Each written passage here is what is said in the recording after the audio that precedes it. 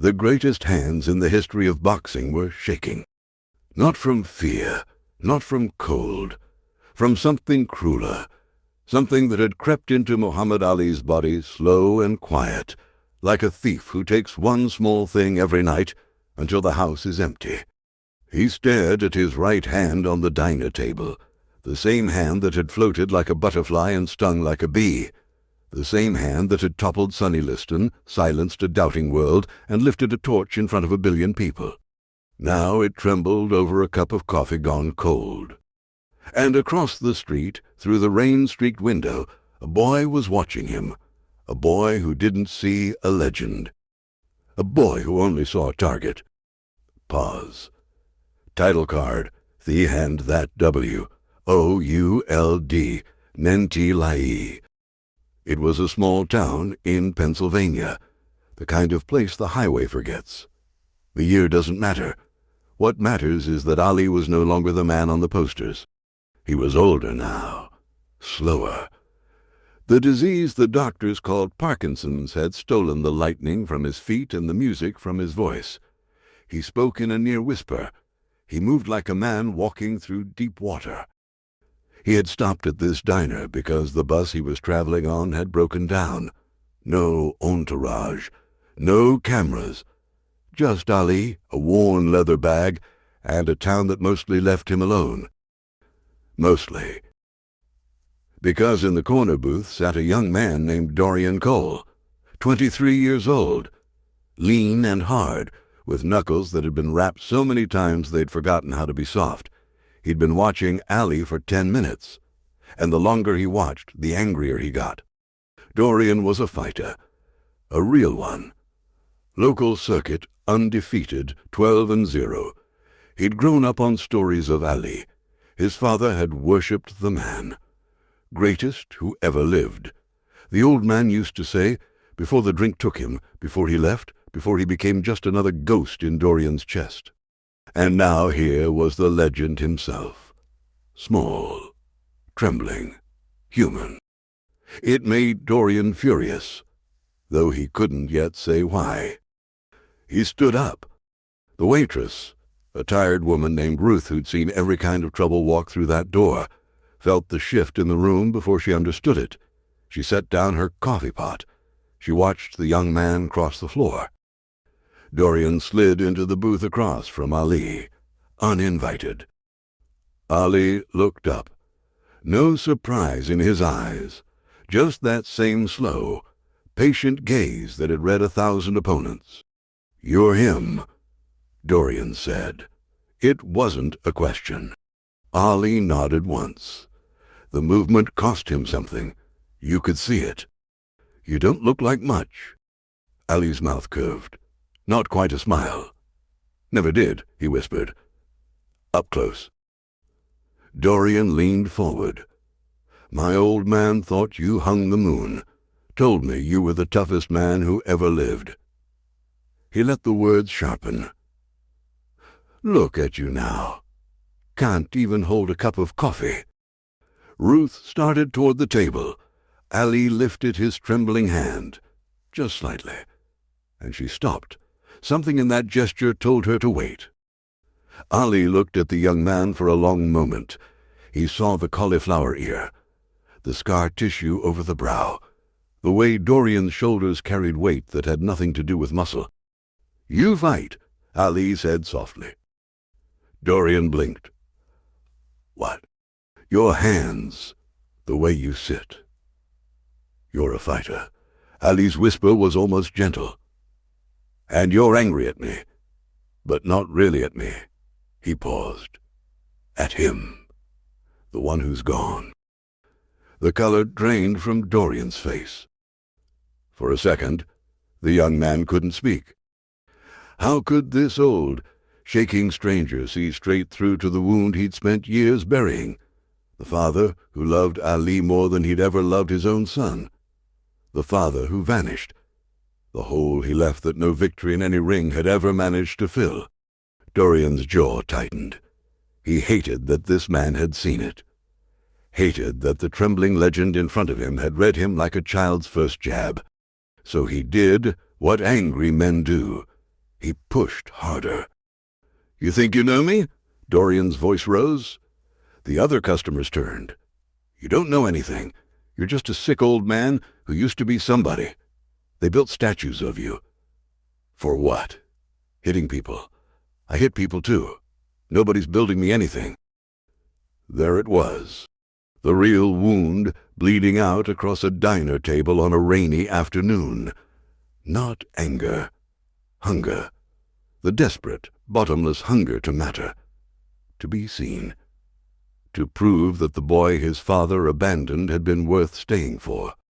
Ali had seen this hunger before, in gyms, in prisons, in the mirror once a lifetime ago. "You want to prove something?" Ali whispered. "I want you to admit you're nothing now, just like the rest of us."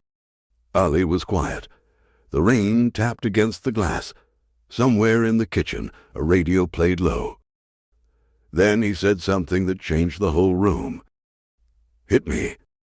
Dorian froze. "What?" "You heard me." Ali's voice didn't waver, even though his hand did. "You want to prove the old man is nothing. So prove it. Right hand. My jaw. Don't hold back." Ruth gasped. A trucker by the counter half rose from his stool. Dorian stared. "You're crazy." "Maybe." Ali leaned back in the booth, slow and deliberate. "But I spent my whole life letting men hit me. Frazier. Foreman. Liston. The hardest punchers who ever lived. You think a boy from Pennsylvania scares me." He tilted his chin up, exposed it, an open invitation. "Go on. One punch, if it makes you feel like somebody. Then do it." The diner held its breath. Dorian's fist clenched on the table. 12-0. He'd dropped grown men with that right hand. He could feel it coiling ready, the old familiar fire rising in his chest. This was what he wanted, wasn't it? To break the legend, to prove the world wrong, to make his father's God bleed. He raised his fist, and Ali didn't flinch. That was the thing Dorian would remember for the rest of his life. Not the trembling, not the whisper, the stillness. A man who could not run, could not block, could not dance away as he once had, and chose to sit perfectly still in the path of a younger man's rage. Dorian's fist hovered in the air between them, and it would not move, because in that frozen second the young man finally understood what he was looking at. Not weakness, not a fallen legend. The opposite. He was looking at the single bravest thing he'd ever seen. A man with everything taken from him. His speed, his strength, his voice, the steadiness of his own hands. And still no fear. Still no surrender. Ali had nothing left to fight with, and he was still the most unshakable man in the room. Dorian's arm began to shake, not from effort, from something breaking loose inside him. He lowered his fist. For a long moment, neither man spoke. Then Ali reached across the table. Slowly, his hand trembling the entire way, fighting his own body for every inch. And he placed the shaking hand over Dorian's clenched fist. "This," Ali whispered, looking at his own quivering fingers, "this used to scare me, more than Frazier, more than anything." He took a breath. A man builds his whole life on what his body can do, the speed, the power, and then one day God reaches in and takes it, piece by piece, and you have to find out who you are, when the thing you were is gone. Dorian's eyes were wet now. He didn't bother to hide it anymore. "Your father didn't leave because of you," Ali said.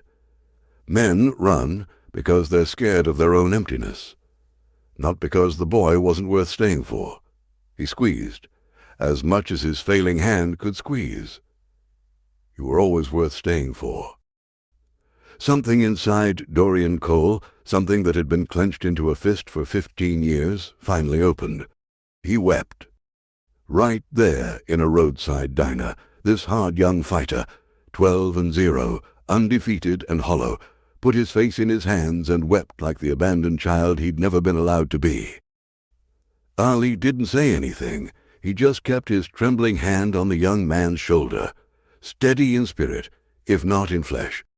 Ruth wiped her eyes by the counter. The trucker sat back down. The rain kept falling.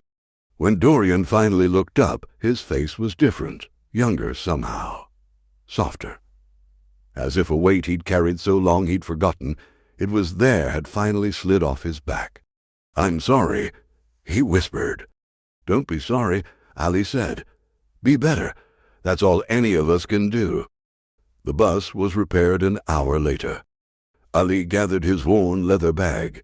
He moved slowly toward the door, every step a small negotiation with a body that no longer obeyed.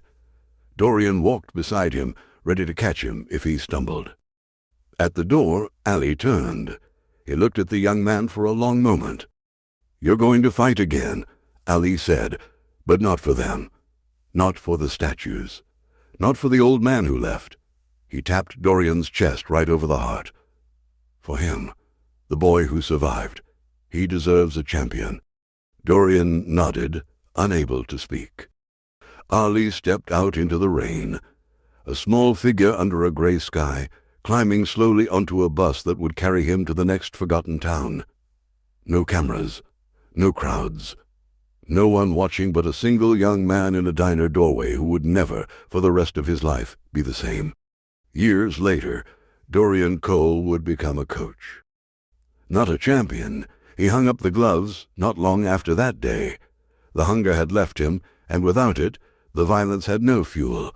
But he opened a small gym in that same Pennsylvania town, a place for boys with holes in their chests. Boys with fathers who'd vanished. Boys who walked in angry and didn't know why. And on the wall, above the ring, he hung a single photograph. Not of Ali in his prime, not the famous shot of him standing over Liston. A photograph of an old man's trembling hand. When the boys asked about it, and they always asked, Dorian would sit them down and tell them the story. About the day the greatest fighter who ever lived taught him that real strength has nothing to do with the steadiness of your hands. He couldn't even hold a cup of coffee, Dorian would say, and he was the strongest man I ever met. Because that's the secret the world never understood about Muhammad Ali. We remember the speed, the power, the roar of the crowd, and the gold around his waist. We remember the man who could not be beaten. But his greatest victory wasn't in any ring. It was in a quiet diner, on a rainy afternoon, when a body that had betrayed him in every possible way still could not shake the one thing the disease could never touch. His courage, his kindness, his refusal to let a frightened young man become the very thing that had broken him. The hands trembled. The man did not. And somewhere in that stillness, a boy who came to break a legend walked away carrying one instead. Not in his fists, but in his heart, where it would stay long after the statues crumbled and the records were forgotten. Because in the end, the greatest fighters don't teach us how to throw a punch. They teach us when to lower our fists. Ali knew that. Dorian learned it. And the hand that trembled its whole life long, never once, not for a single moment, trembled when it mattered most.